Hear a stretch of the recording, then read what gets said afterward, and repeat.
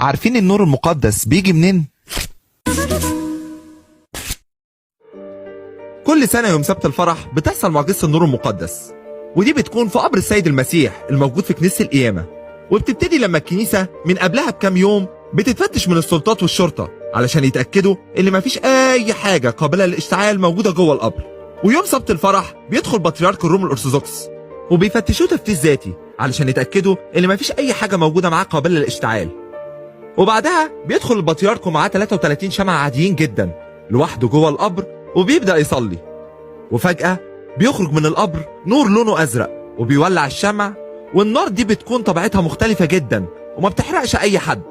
وأول مرة توثقت المعجزة دي كانت سنة 1106 ميلاديا، ولكن من قبلها في القرن الرابع الميلادي اتوثقت من يوحنا الدمشقي والقديس غرغوريوس، اللي قالوا إن أول حد شاف المعجزة دي هو بطرس الرسول في سنة 34 ميلاديا.